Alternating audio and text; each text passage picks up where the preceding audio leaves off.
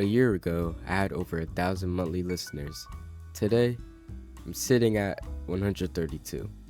Despite that, I spent months making an album called The Journal Tape. And this is the story of how it happened.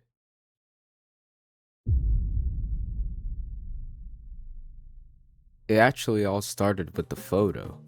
One day I put a journal on the stand of my keyboard and took a picture. At the time I wasn't planning an album, I just thought the image looked cool. Looking back, that picture would eventually become the cover of the journal tape.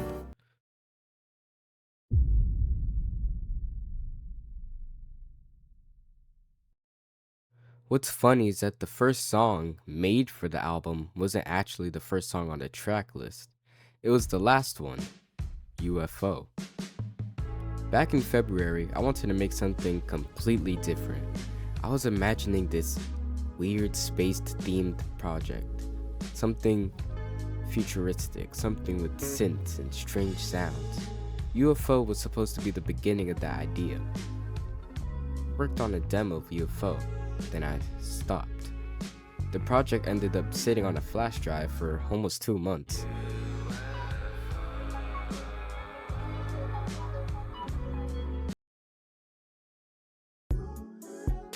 Then in late March, I made Minimalist. And honestly, that song changed everything. At first, I was just experimenting. I wanted cleaner mixing, better vocals, a more polished sound. But after I finished it, I couldn't stop listening to it. Suddenly, I wasn't thinking about UFO anymore. I wasn't thinking about a space album. I was thinking about building an entire project around this new sound. So on April 18th, I released Minimalist as a single, and then I kept going.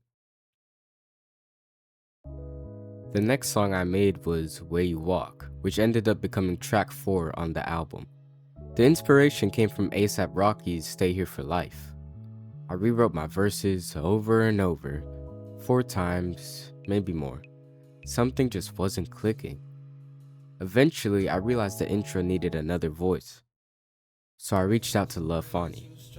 He responded almost immediately. And once his part was finished, the rest of the song started coming together.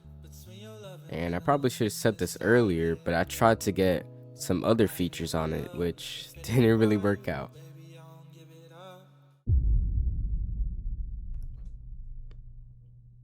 After that came Severed. I was looking around to go find myself. Oh, you saw that? That was like the hell am I doing? The song had been sitting around as a demo for a while. I had the intro, I had the chorus, but after that, I was stuck. For a long time, I didn't know how to finish it. But then I showed it to my friend David in Beats, and he immediately wanted to be a part of it.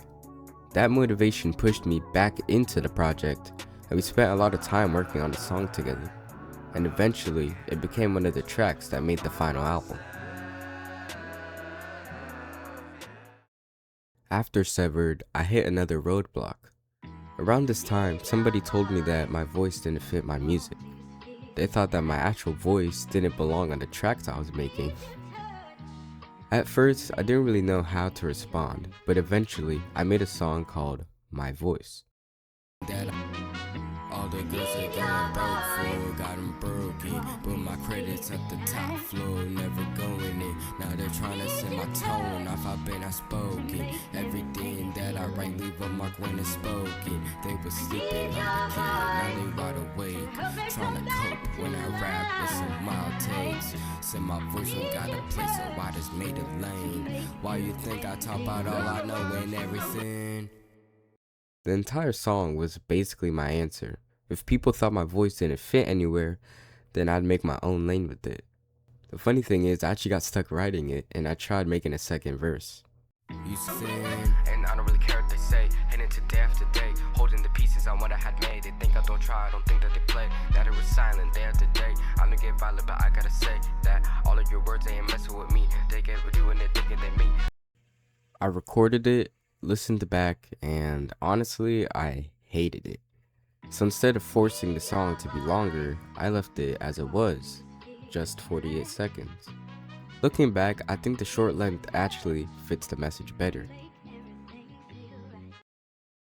The accents ain't enough, the accents aren't enough, I had to go get 'em. I don't look back, how to run it up, seeing so clean, how to run it up, how to get out of the writer block, how to be seen to be the writer up. But after my voice, I still felt stuck. I was dealing with writer's block and wasn't sure what song was coming next. So I spent days going through beats, just listening, looking for something that clicked. Eventually, I found one that stood out immediately. And that's where Vindication came from. Unlike my voice, this song came together pretty naturally. Everything just started flowing again. A lot of the song is about proving people wrong, not in some huge superstar way, but just proving that I could keep going. The same voice people were criticizing suddenly wasn't a problem anymore. And after being stuck for so long, Vindication felt like finally getting my confidence back. Vindication ended up being one of the last songs I made for the journal tape, but still being number 2 on the track list. By that point, the album had changed completely from what I originally imagined. And that's how the journal tape came to be. What started as a space-themed idea with UFO slowly turned into something completely different. There were rewrites, features, writer's block, and a lot of moments where I wasn't sure how the project would turn out, but eventually, it became an album. I don't know where this project is gonna take me. Maybe it'll be my biggest release. It probably won't, but I'm proud that I finished it. This is the journal tape. Thanks for listening.